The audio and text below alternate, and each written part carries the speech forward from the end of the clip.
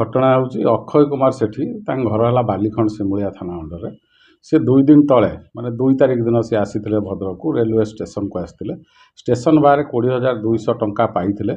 एवं जेहेतु से टंकाटी पाइले भाविले निश्चय कई रेलवे स्टाफ होते और कई पैसेंजर कहार कि लोका लोकर निश्चय असुविधार पड़ो से से टंका फेरवाई विभिन्न जगह को जाइए रेलवे थाना भी जाते सेठी जो मैंने ऑटो स्टैंड समस्त को कहते तापर पाखु किसी फोन आसला संदिग्ध लोकों पाखु जोटा कि से डाउट कले जो मैंने सब क्लेम कर टंका हे तो से लोक न हो पारती तेणु से मैंने आसिकी किसी बंधुबांधव जरिया मत आप्रोच कले एवं मु भी देखिली हुए तो टंका पैसा अन्य कहीं नहीं जापे